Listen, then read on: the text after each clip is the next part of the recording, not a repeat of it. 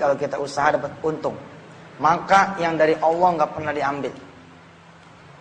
Hari ini kita belajar betapa rizki itu miliknya Allah.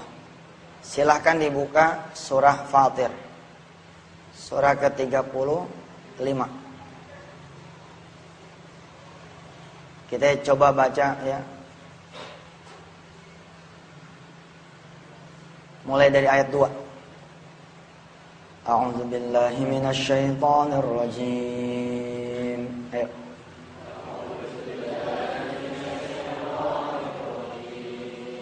Ma yaftahillahu lin-nasi mir rahmatin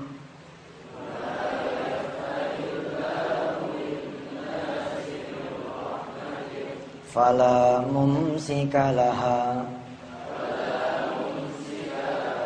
wa ma yumsik fala mursila lahu min ba'di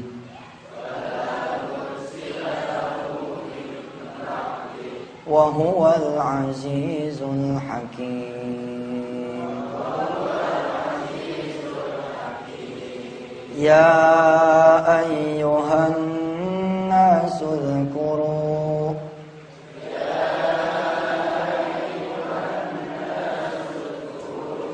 ni'matallahi 'alaikum hal min khaliqin ghairullahi yarzuqukum minas samai wal ard.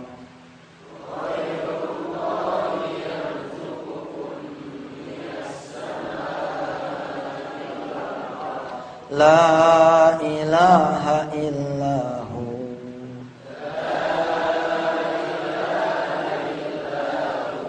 La ilaha illahu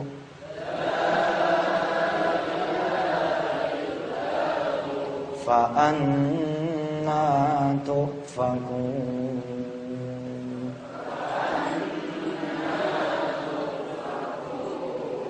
Kalau Allah udah mau ngasih rahmat sama seseorang, nggak ada yang bisa nahan, nggak ada yang bisa menolak.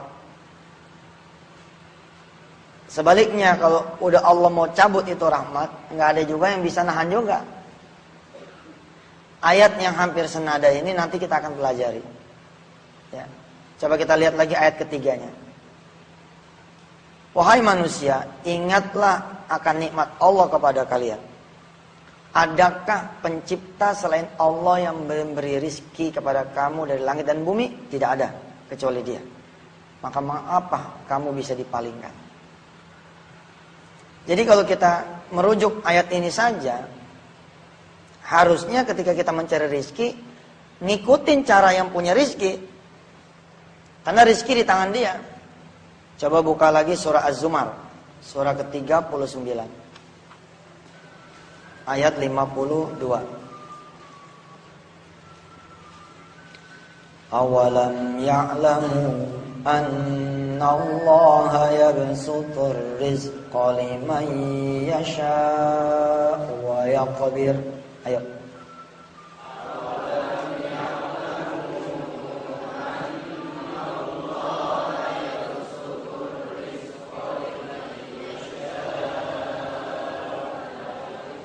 Inna fi dzalika laayatin liqaumin yu'minun.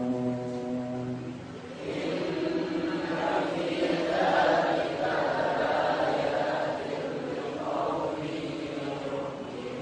yu'minun.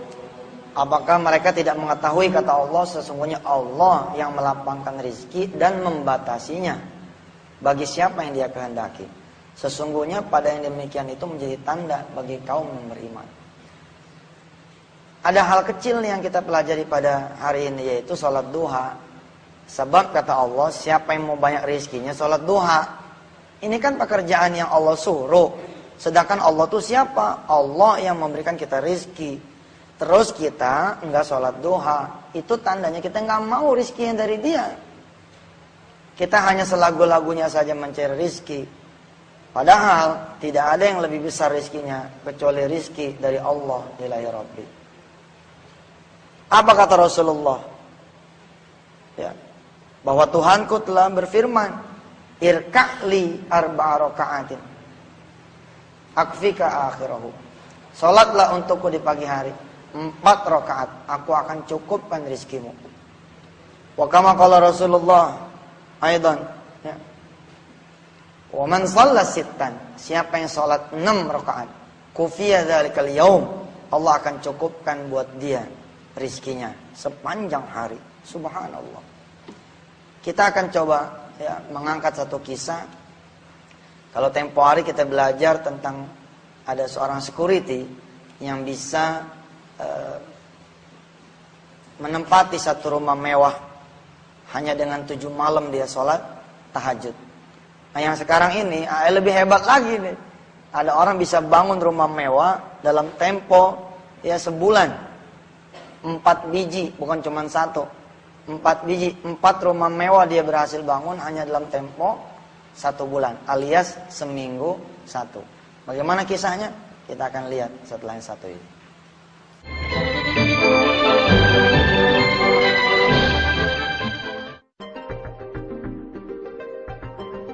Sholat duha, wah kurang tahu saya. Sholat duha, kalau sholat duha itu setahu saya sholat yang dikerjakan pagi menjelang siang gitu mas. Sebagai pengusaha bahwa biasanya pengusaha itu udah bangunnya agak siang, jam 7, jam 8 memang sudah sholat subuh ya. Nah ini akan kita lakukan sebelum kita berangkat sudah melakukan sholat duha. Ya, saya sangat mendukung sekali upaya Ustadz Mansur untuk melakukan sholat duha secara bersama-sama ini. Terus terang saya merasakan sesuatu yang berbeda ya. Terus terang sangat bermanfaat sekali dan memotivasi saya untuk melakukan sholat duha lebih baik lagi. Sesering mungkin biar kita di sini sejuk, kan kita pokoknya biar lagi dah ngadain acara yang kayak gini. Salam sama Pak Ustadz, mudah-mudahan sehat, panjang umur, istrinya juga sehat mereka.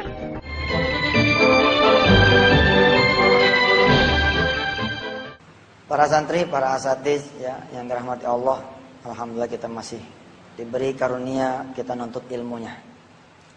Ilmu yang harus dipelajari ini salah satu diantaranya ilmu yang begini-gini. Ya. Karena kalau kita pinter cuma pakai otak, gaji kita paling top 5 juta. Paling top ceban 10 juta. Kalau kalian bercita-cita ya pada jadi expert, jadi apa lagi? Tenaga ahli, jadi manajer, jadi direktur, gaji paling tinggi segitu. 10, 20, 30. Udah kayaknya nggak lebih dah. Kecuali kerja di perusahaan tambang barangkali di apa yang memang besar-besar. Padahal ada cara yang juga nggak pakai sekolah nih. Nggak usah sekolah tinggi-tinggi. Kalaulah kalian semua nyantren cukup sampai hari ini selesai. Beneran ini. Nyantrennya cukup sampai hari ini aja. Pulang tapi dipegang nih yang namanya sholat duha 4 rakaat saban hari. Dipegang yang namanya sholat duha 6 rakaat saban hari. Ayo kita liatin. 7, 14, 21 tahun yang akan datang siapa yang lebih hebat. Kita yang megang itu atau mereka yang sekolah sampai ke Jerman. Beneran nih saya ngomong. Tentu lebih hebat lagi kalau kalian semua para santri Darul Quran bercita-cita sekolah setinggi langit tapi ibadah tetap istiqomah. Oh itu lebih hebat lagi. Mau di Australia, mau di Belanda, mau di Eropa nanti ya. Di negara-negara lain di Eropa, mau di nanti di negara Timur Tengah, dibawa nih kebiasaan-kebiasaan di Darul Quran. Kalian kan di sini dibiasakan tuh sholat duha 2 rakaat, 4 rakaat, 6 rakaat dipakai nih, wah nggak ada lawan tuh. Kemarin ada Habib datang kan, apa dia ngomong? Kalau kalian baca Waqiah saban asar, kalian udah gedenya jadi orang besar, gitu dia bilang. Kalau kalian rajinin baca Waqiah ba'da asar, kalian udah gedenya jadi orang senang. Nggak susah lagi nyari dunia, karena dunia udah dibeli sejak dari kecil. Masya Allah. Wa fi ba'dhi riwayah baca tengah malam, wa fi ba'dhi riwayah baca ba'da salat subuh. Tapi judulnya yang begini ini kan nggak ketalar sama otak, dari mana judulnya. Nggak pakai judul, ikutin aja, ntar juga tahu sendiri. Salah satu yang mendapatkan barokah, ini ada seorang kawan nih. Dia ikut nih di mobil saya. Saya terbiasa nih ngedenger keajaiban-keajaiban. Biasa banget dah. Ada tukang bubur, nggak punya duit. Dia pengen mungkin haji emaknya. Lalu dia melakukan sesuatu. Istiqomah selama 24 bulan. Di bulan yang ke-24, dia dapat hadiah Mercy. Berangkat, pergi haji. Ada orang yang 13 tahun nggak punya anak. Lalu melakukan 1-2 hal, bisa punya anak. Biasalah Ustadz, biasa terima-terima SMS keajaiban, testimoni keajaiban, ya, percakapan keajaiban. Biasa. Hari itu Allah kasih kuping ngedenger lagi keajaiban yang lain. Mir, kayaknya tuh ada pohon saya tuh lagi habis. Coba minggir sebentar, Mir.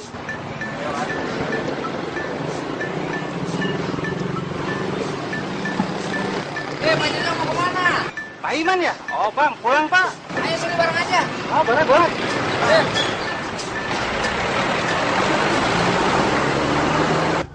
Oh ya pak, ngomong-ngomong lagi sibuk apa nih sekarang? Ya biasa aja, pergi kerja, pulang kerja, nggak ada yang aneh. Oh gitu. Kalau Pak Jojo gimana sekarang kegiatannya? Ya alhamdulillah pak.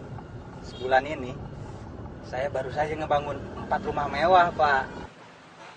Kita tahu nih orang nggak ada tampang punya duit buat bangun rumah, apalagi rumah mewah, apalagi sampai 4. Dia bilang, Ana baru bangun rumah mewah 4 nih bulan ini.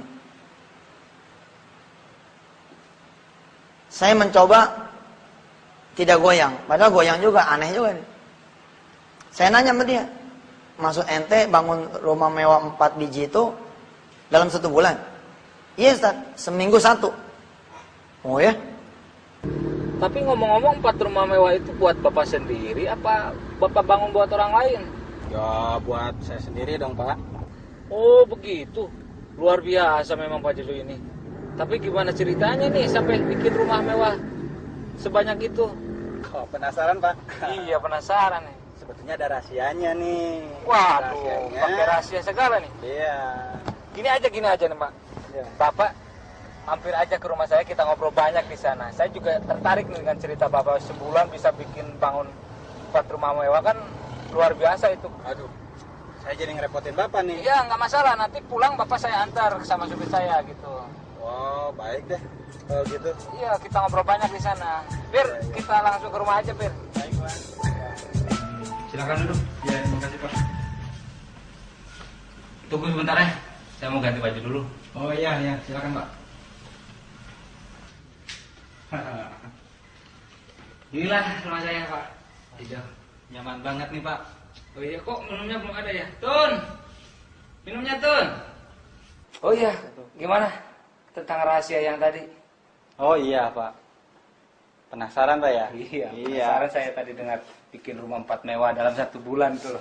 Oh itu, iya. Sebetulnya rahasianya sederhana pak. Rahasianya tuh cuma 2. Apa tuh? Sajadah dan air wudhu. Yang bener teh. Iya bener. Itu nyatanya begitu. Iseng nih, iseng. Cerita kita tanya. Ente punya rumah mewah 4, ya. Kok nggak bawa mobil, nggak punya mobil? Apa dia bilang? Yang aneh beli kan rumah, bukan mobil. Ente bangun buat sendiri apa buat orang lain? Kan biasa tuh ya, jadi subkon, jadi apa gitu, kontraktor. Apa dia bilang? Enggak, buat simpenan aja. Hebat juga.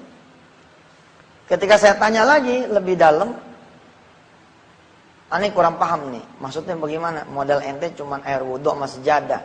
Maksudnya ente wudhu, ente sholat terus dapat rumah begitu? Dia ketawa. Dia jelaskan satu hadis yang Ustadz juga apal hadisnya, cuman jarang dilakukan. Ada satu hadis yang Ustadz juga hafal, tapi dia yang melakukan, sehingga Ustadz tidak bisa bangun rumah mewah seperti yang dia bangun. Bagaimana cerita tuh hadisnya? Nah, kita coba terusin nanti ya. Habis ini.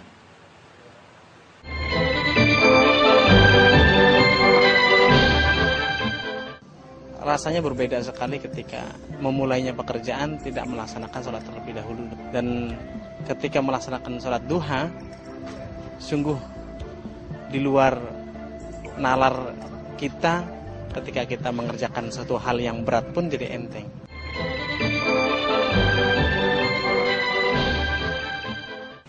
Wa ba'du ya, singkat cerita, Ustadz dibikin bengong karena ternyata modal dia benar-benar air wudhu sama sejadah. Modal dia itu tahu nggak? Apa yang kita lakukan? Yaitu sholat duha. Sholat duha doang. Gila nggak? Bayangin loh, orang bisa punya rumah itu setelah kerja keras berpuluh-puluh tahun, berbelas-belas tahun, bertahun-tahun.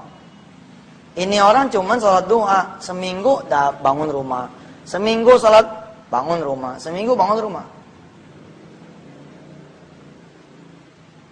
Nah, kemudian dibacain tuh hadisnya. Kurang lebih nih hadis begini.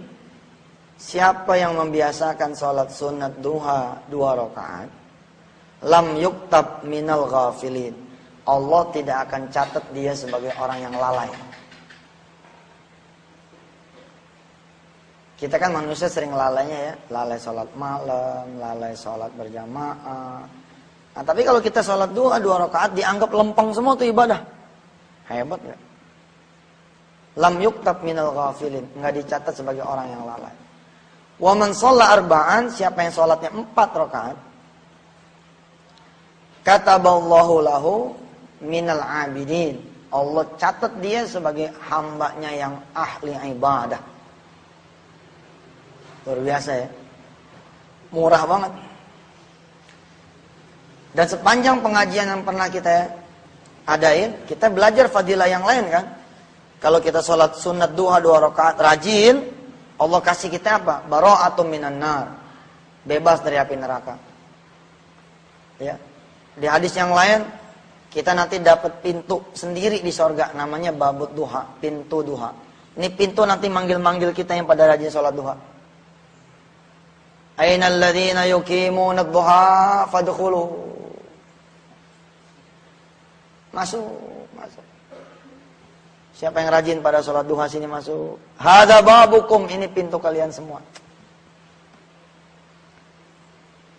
Ada lagi kata Rasulullah, ta'dilani 'indallahi bihajjatin wa umratin mutaqabbalatain. Sama setara dengan ibadah haji dan umrah yang makbul, itu sholat duha 2 rakaat. 4 rakaat kataballahu minal 'abidin, akan dicatat sebagai orang-orang yang ahli ibadah. Wa man shalla sittan, siapa yang salat 6 kufiya dzalikal yaum, dicukupkan rizkinya sepanjang hari. Kalian SMS ke orang tua kalian tuh. SMS tuh. Papa, mama pengen dicukupin gak rizkinya? Sama Allah, kalau pengen dicukupin, ayo. Saya salat di pondok 6 rakaat, papa mama salat 6 rakaat di rumah, di kantor. Insya Allah tuh rezeki pasti udah janjinya Rasulullah, janjinya Allah. Dan tidak ada janji keduanya kecuali sadaqallah wa rasuluhu. Kecuali benar. 2, apa tuh 2 tadi? Lam yuktab minal ghafilin. Kalau 4, ya, kutiba minal abidin. Atau kataballahu lahu minal abidin. Kalau 6, wafiya dzalikal yaum. Kalau 8 ada yang tahu? Kutiba minal qanitin. Iya, oh jemaah tabligh apa nih? Emang hadis dia emang. Hadis ini kan hadis fadail, hadis fadilah-fadilah amal. Ustadz Ismail pasti hafal yang begini. Jenggotnya jenggot jemaah tabligh punya ya. Udah rapi. Subhanallah. Kenapa jemaah tabligh bisa kayak begitu? Ngajinya habis sholat. Setiap habis sholat ngaji, habis sholat ngaji, habis sholat ngaji. Dia terang aja hafalnya banyak. 2, lam yuktab minal ghafilin. 4, minal abidin. Kutiba minal abidin. 6, kufiya dzalikal yaum. 8, kutiba minal qanitin. Dicatat sebagai orang-orang yang taat. Ada orang dipuji, cantik bener Neng, karena emang cantik. Ada orang mujinya kelewatan, tuh badan putih bener, ditabok kita. Sebab ternyata ini badan hitam. Kita mujinya kelewatan. Pinter amat sih anak siapa tuh. Itu puji, itu dipuji namanya. Darul Quran sekolahnya Masya Allah. Masya Allah. Masya Allah apa ya? Udah Masya Allah dah. Nggak sanggup dengan kata-kata begitu. Pujian ini datangnya bukan dari manusia. Pujian ini datang dari Allah. Wahai malaikatku, catat dia sebagai hambaku yang taat. Kalau santri-santri meninggal dunia nih, habis sholat duha 6 rakaat, oh selamat tuh. Assalamualaikum warahmatullahi. Assalamualaikum warahmatullahi. Nggak balik lagi. Subhanallah. Wih, Masya Allah. Habis sholat 8 rakaat tuh duha, ya. Assalamualaikum warahmatullahi. Assalamualaikum warahmatullahi. Kata temennya, husuk banget sholatnya. Nggak tahu udah lewat. Stempelnya itu minal qanitin. Dahsyat. Nggak berani Noel, malaikat nggak perlu nanya lagi. Dia udah bawa stempel minallah, dicap. Kalau Nabi Allah Muhammad SAW ketika Mi'raj, ketika Isra, distempel dengan nubuwah. Kita distempel dengan duha. Ada capnya tuh, cetok. Cap sholat duha. Boleh juga kita bikin stempel tuh. 2 rakaat, 4 rakaat, 6 rakaat, 8 rakaat, daftar. Kalau 2 rakaat pipi kanan, 4 rakaat pipi kiri, 6 rakaat jida. Subhanallah. Bagaimana dengan si orang yang tadi belum ketemu nih? Apa pasal dia bisa bangun rumah mewah seminggu 1? Belum ketemu. Tapi kita akan lanjutkan nanti ya, insya Allah di segmen yang berikut ini.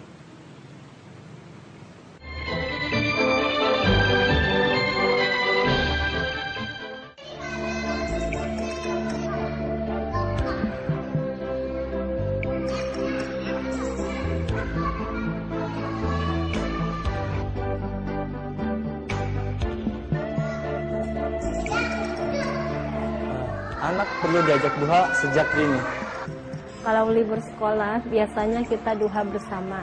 Kadang juga kita lakukan di tempat liburan tersebut.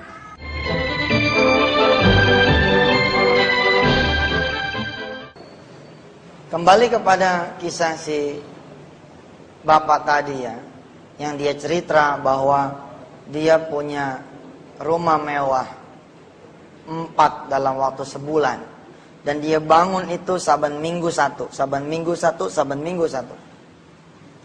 Kita jadi tertarik nih, pengen mengetahui bagaimana sih caranya begitu. Dia terusin. Apa kata hadis? Kalau 8 tadi yang terakhir apa? Kutiba minal qanitin. Kata bawallahu minal qanitin, dicatat sebagai orang yang taat. Nah ternyata kalau sholat duha itu dipolin 12. Waman shalla thintai asyrata raka'atan banallahu lahu baitan fil jannah. Siapa yang sholat sunat duha pol 12 rakaat, Allah akan bangunkan buat dia rumah di sorga. Terus dia cerita, aneh karyawan Ustaz, nggak bisa tiap hari duha, agak sulit. Utang kita kan sehari 2 sama Allah. Aneh habisin. Saban Sabtu atau Minggu aneh habisin. 2 rakaat dikali 6, 12. Aneh hitung-hitung bayar utang. Nah, alhamdulillah. Aneh rasa ya. Dengan aneh sholat tuh 12 rakaat, aneh bisa bangun rumah loh. Lah karena aneh bangun nih, sholat duha 12 rakaat saban minggu, berarti aneh punya rumah seminggu 1 nih. Di mana cuma rumahnya? Fil jannah, di sorga. Lah Ustadz, saya udah 4 minggu nih ngejalanin sholat duha 12 rakaat. Berarti berapa rumah saya Ustaz? 4. Iya juga. Benar itu. Kita nanti pulang kemana tempatnya? Kalau nggak ke surga, ke neraka. Nah kalau kita udah punya rumah nih 1 di sana, insya Allah itu kita tempatin tuh rumah. Para santri ini yang udah 12 rakaat siapa? Yang udah pernah? Andi sudah? Oh alhamdulillah. Saya udah? Iki udah? 12 sudah? Kita tanya ustadznya ya. Ustadznya siapa yang udah pernah 12 rakaat? Yang udah pernah nggak perlu istiqomah, udah pernah aja sekali begitu. Sekali nggak apa-apa. Lumayan itu. Lumayan namanya punya 1. Jadi ya para santri kalau jadi santri maya kudu tamak. Kalau jadi santri itu kudu apa? Loba apa sih istilahnya? Kudu serakah namanya amal. Serakah iya. Lagian kalian kan santri penghafal Quran. Pegang aja Quran tuh sambil menderes, sambil murojaah. Subhanallah, 12 rakaat itu 1 juz tuh bisa. Ustaz saya nggak mau masuk sekolah, pengennya sholat duha 12 rakaat. Oh iya. Ustaz bakal bilang, udah, tenang, absennya gue yang bikinin. Ini nggak penting. Wah Ustaz, gitu sih. Ya makanya sholatnya dari 6:30. Kalau sholatnya dari 6:30 kan bisa tuh 12 rakaat. Jam 7 selesai kan? Selesai kemudian masuk kelasnya. Sekolah dapat, rumah di sorga dapat. SMS ke orang tua, Mah, saya mau ngasih kunci nih buat mama, bisa punya rumah nanti. Nanti mama kita SMS balik tuh. Jangan pikirin rumah dulu, sekolah dulu aja yang benar. Enggak nih langsung nih saya kasih kuncinya. Apa? Salat duha 12 rakaat.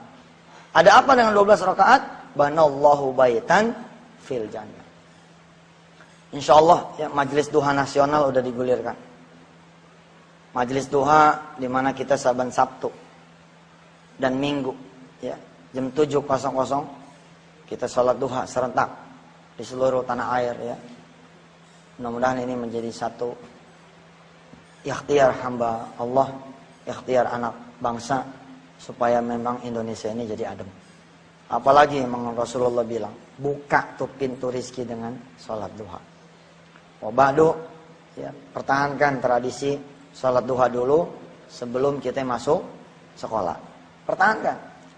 Yakinkan bahwa kita nabung nih, nabung betul.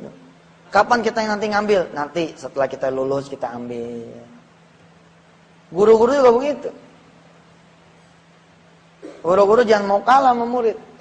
Murid 4, mestinya kita 6. Murid 6, kita 8. Murid 8, kita 10. Murid 10, kita 12. Murid udah 12, kita lamaan dikit sholatnya.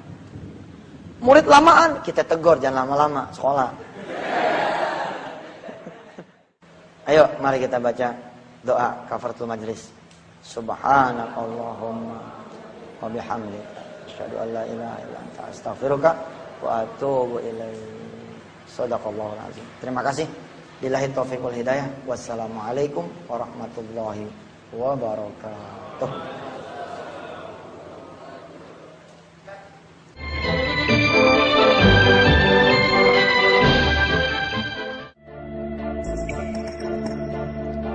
Lakukan duha karena cinta dan memang karena kepengen bakti kepada Allah dan Rasulullah SAW. Mari sama-sama kita ajak teman dan saudara sebanyak-banyaknya untuk sholat duha. Jadilah orang-orang yang menyesal kalau sampai meninggalkan sholat duha di pagi hari. Karena sholat duha sebagai awal untuk mengundang rizki Allah Subhanahu wa Ta'ala. Dan itu lebih baik daripada usaha kita sehari penuh. Allah Subhanahu wa Ta'ala berfirman, "Qul ma 'indallahi khairun minal lahwi wa minat tijarah, wallahu khairur raziqin." Katakanlah, apa yang disediakan oleh Allah itu jauh lebih baik daripada permainan dan perdagangan. Sesungguhnya Allah Subhanahu wa Ta'ala sebaik-baiknya pemberi rezeki.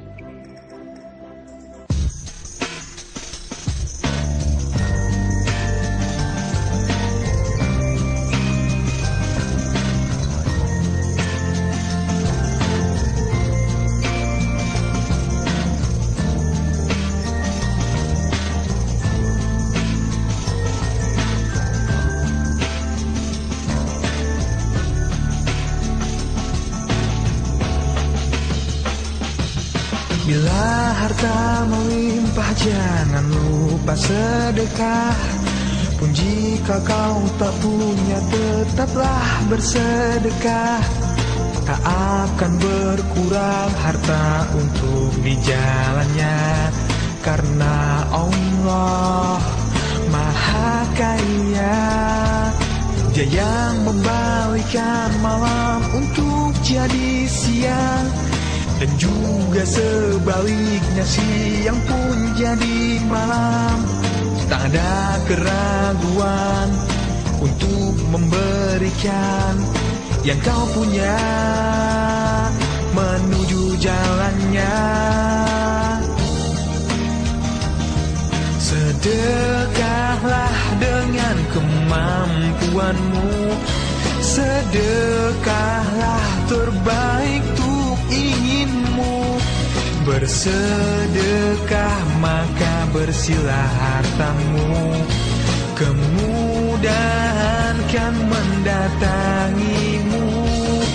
Sedekahlah dengan kemampuanmu, sedekahlah terbaik untuk inginmu.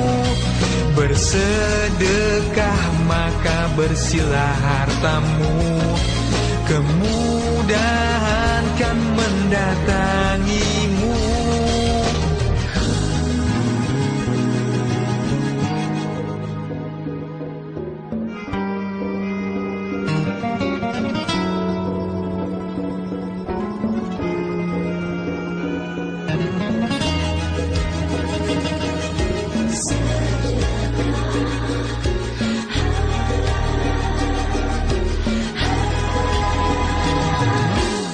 Sedekahlah dengan kemampuanmu, sedekahlah terbaik untuk inginmu.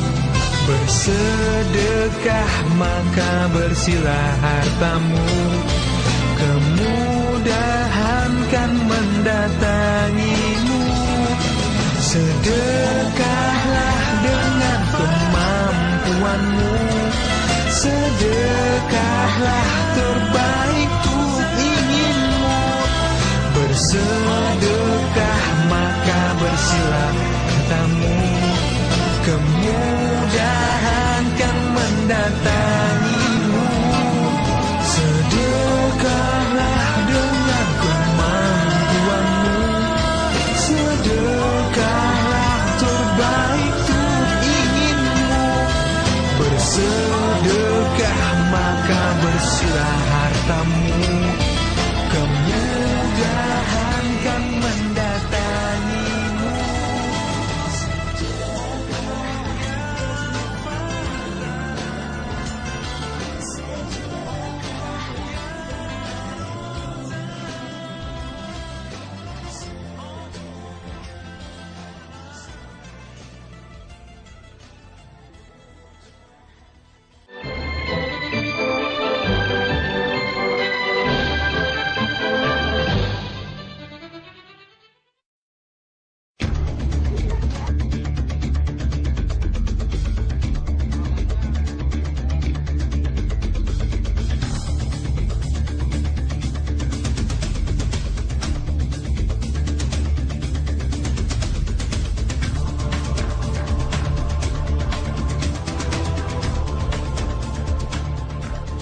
Di penghujung tahun 2008, Ustadz Yusuf Mansur men-take over PT Travel Haji Umroh Al-Amin Mulia Lestari.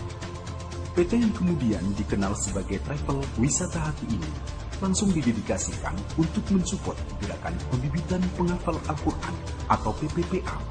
Dan kini, di penghujung tahun 2009, travel ini ditawarkan secara terbatas kepada jamaah untuk sama-sama memiliki travel ini.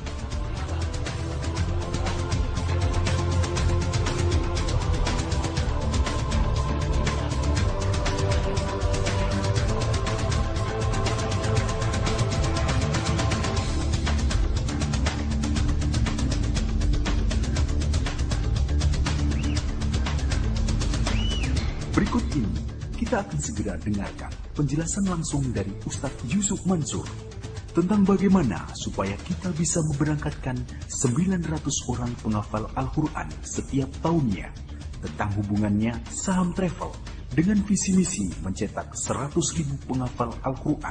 Selamat mengikuti. Siapa yang gak kepengen ke tanah suci? Ke Madinah, semuanya pengen. Innal hamda wan ni'mata laka wal mulk la syarika lak. Mari meraih kemakburan haji dan umrah bersama PT Al-Amin Mulia Lestari, pimpinan Ustaz Yusuf Mansur.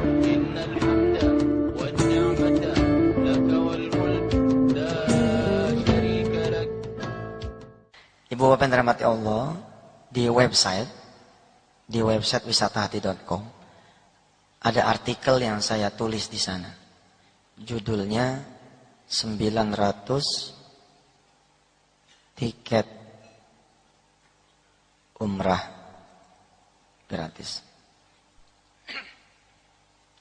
Saya menggoda masyarakat untuk membaca artikel ini. Sesungguhnya isinya adalah tentang penawaran saya kepada Bapak dan Ibu semua dan masyarakat di tanah air. Saya lagi melakukan private investment di urusan saham PT Al-Amin Mulia Lestari. Ini travel bureau haji dan umrohnya Wisata Hati. Jadi saya godain masyarakat lewat pintu artikel 900 tiket umroh gratis. Tapi sesungguhnya saya sedang menawarkan saham travel haji dan umroh Wisata Hati kepada Bapak dan Ibu semua. Mudah-mudahan dengan penjelasan ini, anggap saja saya sedang menawarkan ini pula kepada Bapak dan Ibu yang hadir di sini. Insya Allah. Di 2009, alhamdulillah Allah kasih berkah amanah yang besar sekali di pundak saya dan di pundak kawan-kawan. Di 2009 ini ada visi misi yang kita pertajam. Yang pertama, sampai 2015 kita berupaya mencetak 100.000 penghafal Al-Quran. Sejauh ini kita sudah ada hampir 6.000 di seluruh tanah air. Tapi perjalanannya terasa lambat sekali. Kita pengen kebut ini supaya 2015 kita mampu menghasilkan 100.000 penghafal Al-Quran. Untuk mendukung visi misi yang pertama,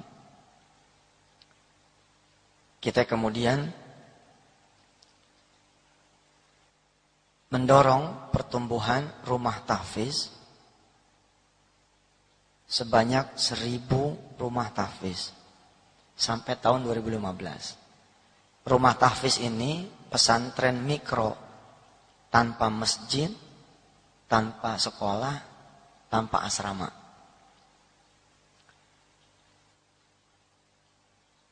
Kok bisa? Bisa, karena kita nyari masjid kosong, kemudian kita kontrak rumah kontrakan untuk kita taruh anak yatim di sana atau anak Indonesia di sana yang prestatif. Kemudian satu lagi rumah kita kontrak buat ustadznya. Tanpa perlu bangun masjid, masjidnya pakai yang udah ada. Tanpa perlu bangun asrama, karena asramanya kontrakan. Tanpa perlu bangun sekolah, karena sekolahnya itu sekolah sekitar. Anaknya sekolah di sono, nanti pulangnya ke rumah kontrakan itu. Jadilah dia pesantren Darul Quran yang minimalis, konsepnya rumah tahfiz, 1.000 rumah tahfiz.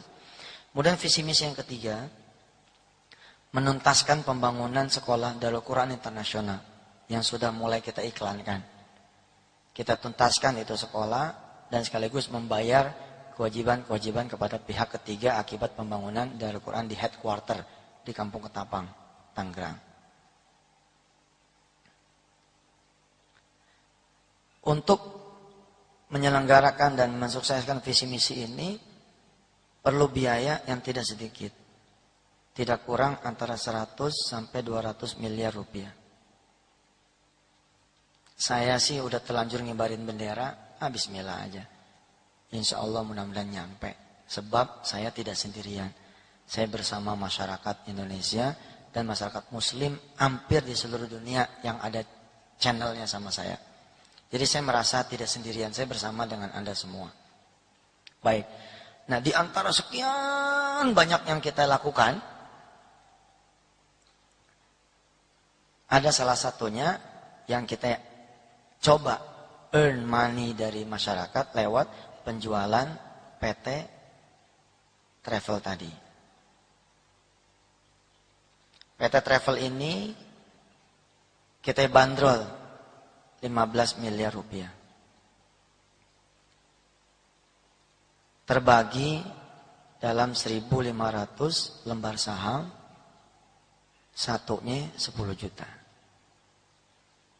Saya berharap betul, mudah-mudahan teman-teman yang hadir di sini ada yang mengeksekusi. Satu aja di antara yang di ruangan ini, itu sudah meringankan saya dalam visi misi yang 3 tadi. Baik, sekarang kita bicara benefit, keuntungannya. Sebagai saham bisnis biasa, tentu dia punya value. Mudah-mudahan saya sedang tidak melebihkan sesuatu. Yang pertama adalah duit 15 miliarnya ini dipakai buat ini.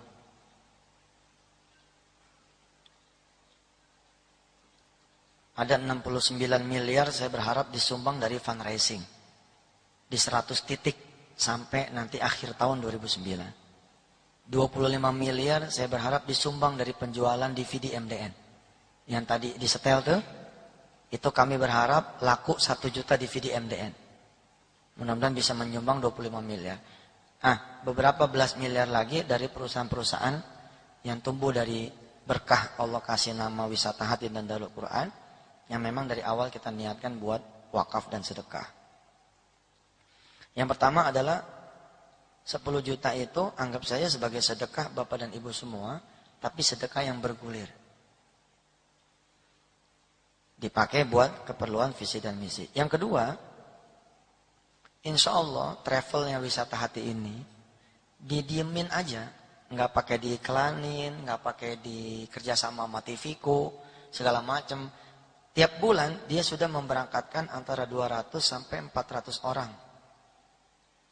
Setiap bulan. Setiap keberangkatan ada untungnya. Namanya juga usaha. Dia ada profitnya. Insya Allah, Allah yang maha tahu bahwa alimun bidzati sudur. Dari mulai saya take over PT ini, dari setahun yang lalu, saya beli 1 miliar. Setahun yang lalu, tahun 2008 awal. Saya sudah nawa itu apapun yang tumbuh, sampai saya umur 40 tahun, itu berbasis wakaf dan sedekah. Nanti udah 41 baru saya dagang beneran. Nah termasuk si PT Travel ini, dari awal kita beli, saya udah salaman sama para penyelenggaranya, kalau ada untung gak usah disetor ke Yusuf Mansur. Tapi langsung buat kegiatan-kegiatan pesantren dan program-program dakwah di Indonesia. Perlu Bapak Ibu ketahui, setiap orang kita punya keuntungan besarnya antara $100 sampai $200 per pack. Nah di sini saya bilang nyaman sekali kalau orang ikut travel Wisata Hati, sebab apa? Tahu dengan pasti kalau ada untungnya juga nggak diambil.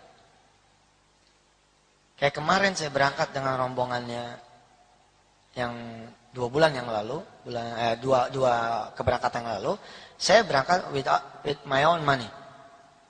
Tidak pakai seat yang gratis.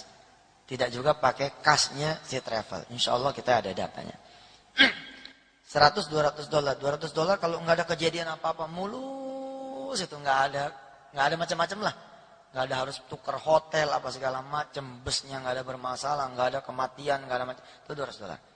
Tapi kalau kita potong aja, anggap aja dia 150. Kalau kita memberangkatkan 400 orang dengan keuntungan $150, maka insya Allah per bulan ada 600 juta yang kita bisa bagiin buat pemegang saham. Insya Allah dengan perhitungan ini saja masih more bigger than we put it in bank. Masih lebih besar kalau kita taruh dia di bank. Tapi ada yang menarik. yang saya minta Bapak dan Ibu bukan sekedar, ya Ustaz saya ikut aja. Nggak gitu, ada visi misinya nih. Saya berharap ada keterlibatan aktif dari seluruh calon stakeholder dan stakeholder nantinya. Apa yang tergambar ketika saya punya 1.500 pemegang saham?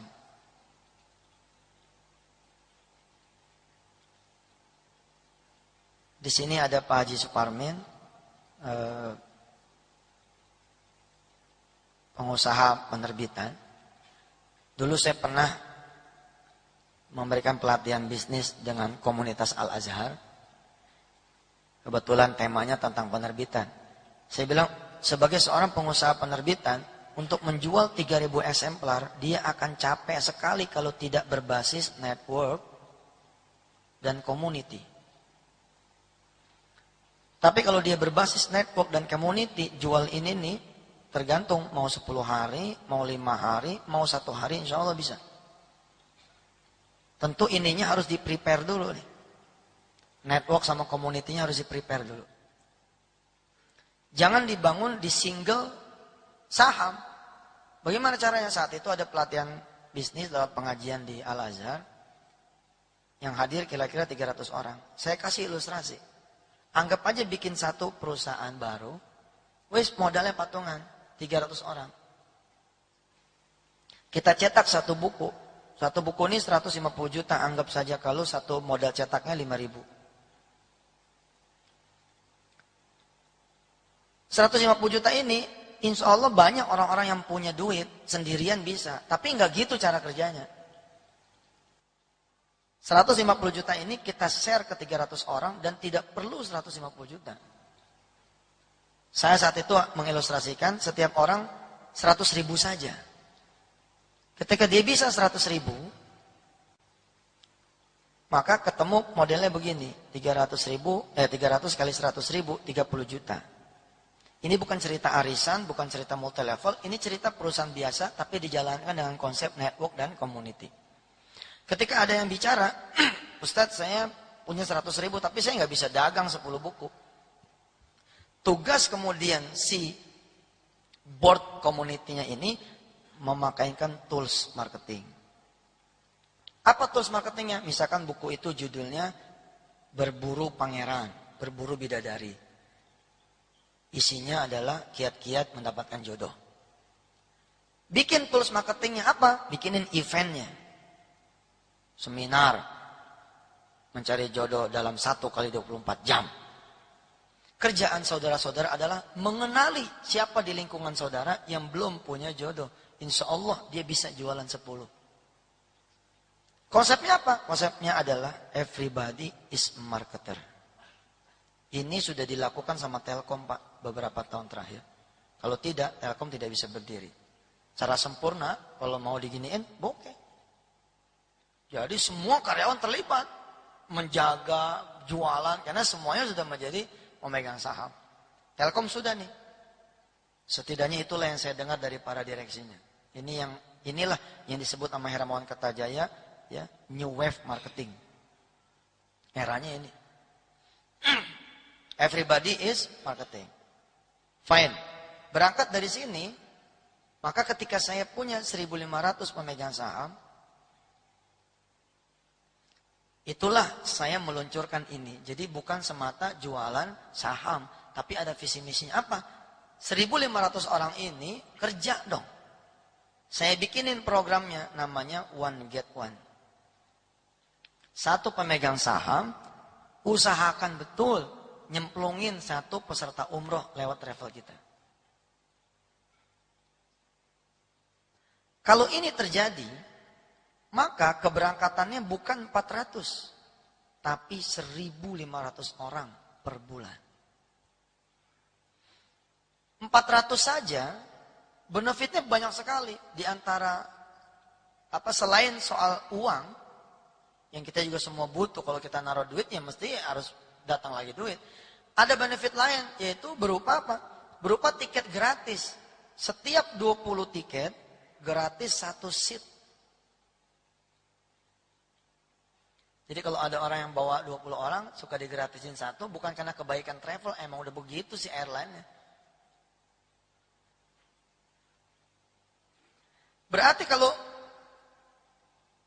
1.500 orang dalam waktu 6 tahun, kalau kita kocok nih, sebulan 20, sebulan 20, sebulan 20, maka dalam 6 tahun seluruh pemegang saham bisa berangkat.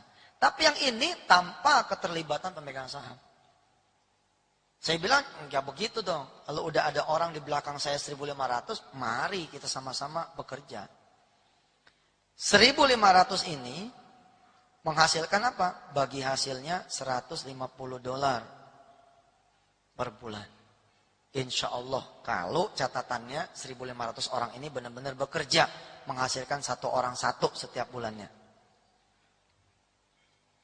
Yang kedua, jatah tiket gratisnya Pak Edi, ini 75 orang per bulan atau 900 tiket umroh per tahun.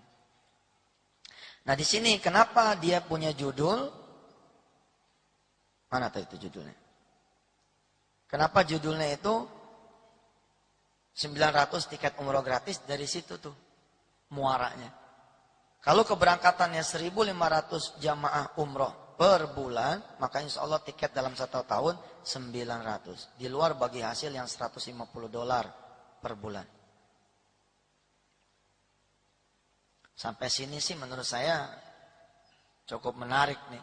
Karena kalau 900 ini kita hold, dibagikan ke pemegang saham, maka berarti dalam 1 tahun setengah seluruh 1.500 orang pemegang saham sudah berangkat.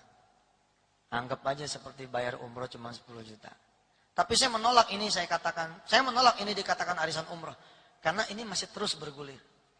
Dan saya menolak pula ini dikatakan multi-level karena dijalankan dengan konsep-konsep perusahaan biasa. Nah cuman sampai sini saya mau salaman sama Anda semua kalau mau ikutan program ini. Apa saya mau salamannya? Begini, kan tadi di depan kita bilang, kita lagi menggarap 1.000 rumah tahfiz. Kita menggarap 100.000 calon penghafal Al-Quran. 900 ini, boya jangan buat Anda lagi. Anda cukuplah dengan $150 ini per bulan. 900 ini saya mau minta. Sudahlah, anggap aja itu buat reward orang-orang yang terlibat mewujudkan 100.000 penghafal Al-Quran sampai tahun 2015. Kayaknya mah kalau nggak setuju kebangetan. Udah untungnya $150, ada tiket gratis mau diambil juga, ya please deh, jangan. Kenapa? Ada yang saya rubah. Ketika saya membangun pesantren di A, B, C, dan D, kecuali yang di Colomadu, semua berbasis gaji. Hasilnya saya pusing.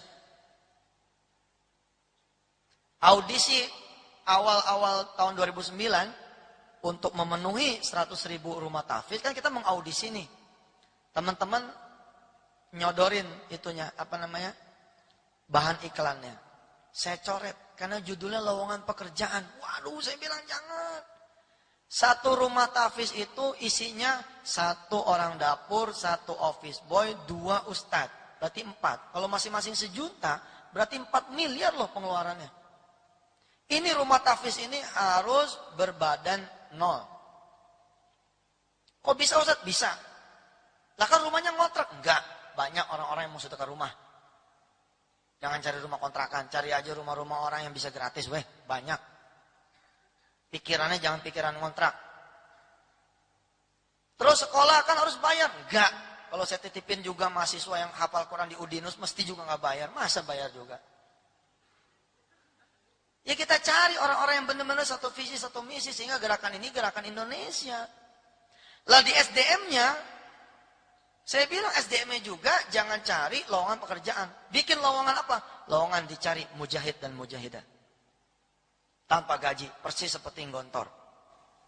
Gontor itu kan bukan gaji, masa kalau gaji 100.000 sebulan sih?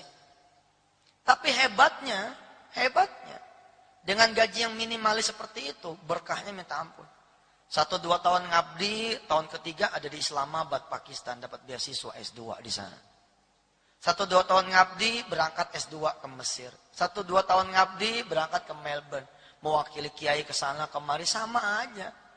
Tapi hatinya jadi beda. Kalau yang tadi dia konsentrasi, berapa duit saya sebulan Pak? Sekarang enggak. Nah, karena mereka tidak punya gaji, nih yang 900 tiket gratis ini, mari kita salurkan buat mereka. Ustadz, sama seperti buku tadi, saya nggak bisa dagang. Ustadz, yang nyuruh ente dagang siapa? Umroh mah bukan buat dagang. Nggak bener juga kalau Pak Edi tiba-tiba bikin kartu nama, marketing umroh wisata hati. Ya jatuh dia. Nggak perlu begitu, nggak perlu juga ngomong, mas, belum umroh kan, ikut sama saya yuk. Lalu kita berbusa-busa ngejelasin, kita nih perusahaan wakaf. Udahlah. Nggak terhormat. Gimana caranya? Ada banyak cara yang elegan, yang smart, yang cerdas. Contoh. Saya akan membekali 1.500 pemegang saham saya agar dia bisa dagang. Dengan apa? Dengan foto Jabal Rahmah. Kita cetak Jabal Rahmah ukuran agak besar sedikit. Kita berikan kepada pemegang saham. Tugas Anda semua adalah nunjukin Jabal Rahmah kepada yang belum punya pasangan. Beritahu sama mereka, nih Jabal Rahmah nih, Tugu tuh, itu tempat pertemuannya Nabi Allah Adam alaihissalam sama Siti Hawa. Kalau bisa naik tuh 30 tangga ke atasnya dan berdoa di sana, turun langsung ada jodohnya. Percaya omongan saya, Pak. Kalau Bapak tunjukin ini kepada mereka yang sudah punya jodoh, nggak tertarik deh. Tapi kalau Bapak tunjukin ini kepada mereka yang belum punya jodoh, oh iya. Itu pun tidak perlu dibaliknya ada tulisan. Rindang 081 sekian. Nggak perlu. Cukup buat saya nempelin alamat website. Foto Jabal Rahmah, kemudian stempel. www.wisatahati.com. Kita kasih tahu sama orang yang jomblo nih. Nih, di wisatahati.com banyak cerita-cerita di seputar Jabal Rahmah. Antum klik deh nih website. Nah, tugas saya dan kawan-kawan, saya bilang board of community ini nangkep mereka yang login masuk. Enteng kan? Foto lagi jebret multazam. Foto lucu-lucuan lagi. Kan ada beberapa jemaah umroh foto di atas onta. Bapak tahu? Cara saya marketingin jualan umroh Ramadan, umroh liburan, saya kasih tahu. Sama Haji Saib, lu jangan capek. Lu foto lu sama anak lu di atas onta, kasih tahu anaknya. Nggak ada orang tua yang nggak pengen nyenengin anaknya. Orang tua pengen nyenengin anaknya, sehingga ketika ngelihat pengen seperti itu, pengen dia moto sama anaknya di atas onta. Banyak cara jualan. Kalau kita rame-rame ini lebih gampang lagi. Jadi kalau saya bilang one get one terlalu enteng buat Anda semua, insya Allah one get 10 juga masih lebih enteng. Insya Allah ini realistis. Labbaik Allahumma labbaik. Siapa yang gak kepengen ke tanah suci? Ke Madinah, semuanya pengen. Labbaik. Innal hamda wan ni'mata laka wal mulk la syarika lak. Mari meraih kemakburan haji dan umrah bersama PT Al Amin Mulia Lestari, pimpinan Ustadz Yusuf Mansur. Innal hamda wan ni'mata laka wal mulk la syarika lak. قل اللهم مالك الملك تؤتي الملك من تشاء وتنزع الملك ممن تشاء وتعز من تشاء وتذل من تشاء بيدك الخير إنك على كل شيء قدير.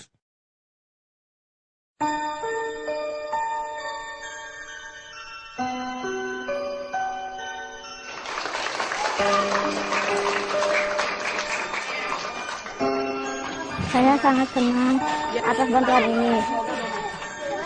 Dan semoga Allah memberi lagi rezeki yang lebih banyak daripada itu.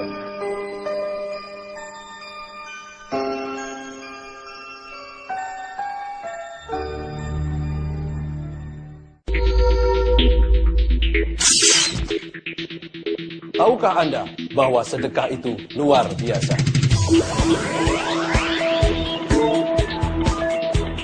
Istri mengalami sakit lupus, sekian lama berobat.